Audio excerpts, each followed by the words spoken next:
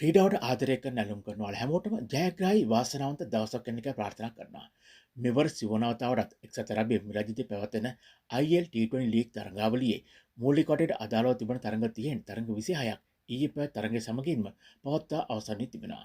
තරඟ 26ක් නිමාවටපත් වෙන මොහොතක තමයි අවසාන කණ්ඩායම් හතරට පිවිසෙන දෙවන කණ්ඩායම තේරීපත් වී තිබෙන්නේ. ඒ වගේම තව ඉතිරිව තිබෙන්නේ මූලික වටේට අදාළව තරඟ හතරක් පමණයි පවත්වන්නට. එහෙනම් දැන් බලමු ඊයේ පැවැත් තරඟයේදී තරඟ ප්‍රතිඵල සමගින්ම මෙවර ලකුණු තරණ වෙනස් වී තිබෙන ආකාරය සහ අවසාන කණ්ඩායම් හතරට තේරීපත් වුණු අලුත්ම කණ්ඩායම කුමක්ද කියලා. මේදී මූලික වටේ 26 වන තරඟට ක්‍රීඩා කරන අවස්ථාව උදා කරගත්තේ පැතුම් නිස්සංග ක්‍රීඩා කළ ගල්ෆ් ජයන්ට් කණ්ඩායම වගේම කමුදු මෙන්ඩස් ක්‍රීඩා කළ MI එමිරේට්ස් කියන කණ්ඩායම් දෙකයි. මෙම තරඟයේදී මුලින්ම පන්දුර පහර දුන්නේ ගල්ෆ් ජයන්ට් කණ්ඩායමයි. ඔවුන්ගේ පළමුවෙනිම පන්දු වාර 20ක් තුළ කඩලු 6කට ලකුණු 141කට සීමා වුණා.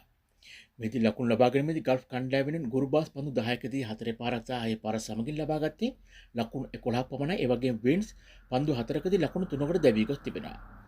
අසිෆ් ඛාන් පන්දු 8කදී 4 පාරක් සහ 6 පාරක් සමගින් ලකුණු 12කට දැවී යද්දී මොයින් අලි පන්දු 48කට මුහුණ දෙමින් 4 පාර 2ක් සහ 6 පාර 2ක් සමගින් ලකුණු 51ක් ලබා ගනිද්දී ටර්ක පන්දු 13කදී 4 පාර 2ක් සමගින් ලකුණු 13ක්ද අසමතුල්ලා පන්දු 19කදී 4 පාර සමගින් ලකුණු 14ක් ලබා ගනිද්දී මේයර්ස් නොදුවේ පන්දුර පහර දෙමින් පන්දු 18කදී 4 පාර 4ක් සහ 6 පාර සමගින් ලකුණු 28ක් ලබාගෙන තිබෙනවා. කෙසේ නමුත් අතිරේක ලකුණු 9ක්ද ඔවුන්ගේ ලකුණු පුරට එක් වෙද්දී තමයි පන්දු වාර 20 තුල කළු 6කට ලකුණු 141ක් ලබාගෙන තිබෙන්නේ.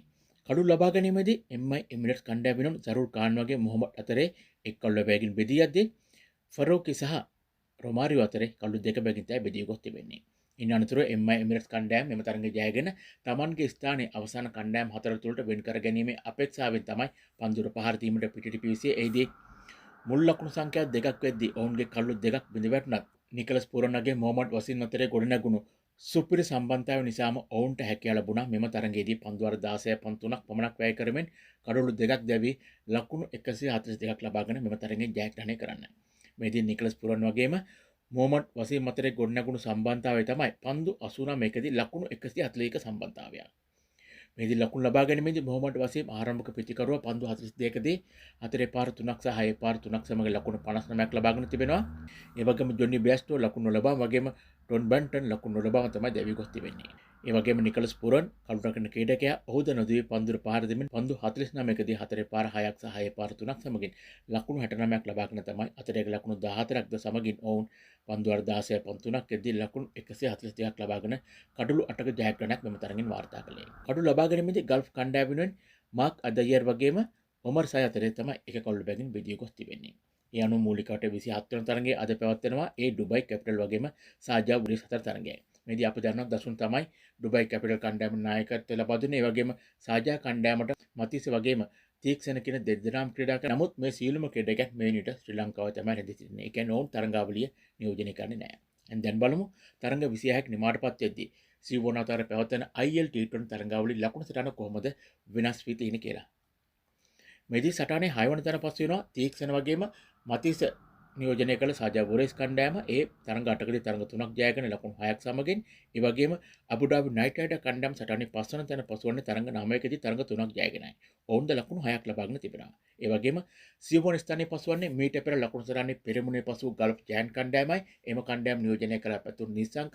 නමුත් ඔවුද මේ නිට ශ්‍රී ලංකාව රැඳී සිටිනවා. නමුත් ඔවුන් මුල් තරඟ 3 එක දිගට ජයගත්තත් ඉන් අනතුරු ක්‍රීඩා කළ තරඟ 6ම ඔවුන් පරාජයට පත් වී තිබෙනවා.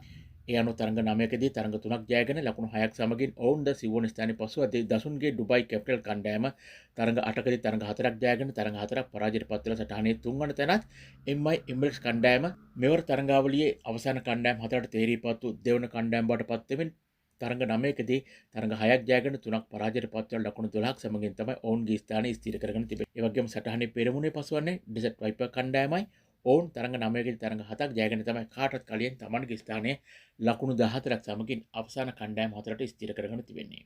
ඉතින් මෙන්න මේ ආකාරයෙන් තමයි සිව්වන තර පැවැත්වෙන IL T20 තරඟාවලියේ ඊයේ තරඟයේ ප්‍රතිඵල සමගින්ම අවසාන කණ්ඩායම් හතරට තේරීපත් වූ අලුත්ම කණ්ඩායමේ විස්තර සහ ලකුණු සටහන් පිළිබඳව සවිස්තරාත්මක විස්තරයක් ගෙනීමට හැකියාව තිබෙන ඉතින් එහෙනම් රැඳෙන්න අපිත් එක්ක දිගටම අලුත් වෙන උණුසුම් ක්‍රිකට් ලෝකයේ අලුත්ම විස්තර දැනගන්න ශ්‍රී ලංකා ක්‍රිකට් ෆෑන්ස් කියන අපේ නාලිකා සමගින් හැමෝටම සුබ දවසක්. ජය වේවා.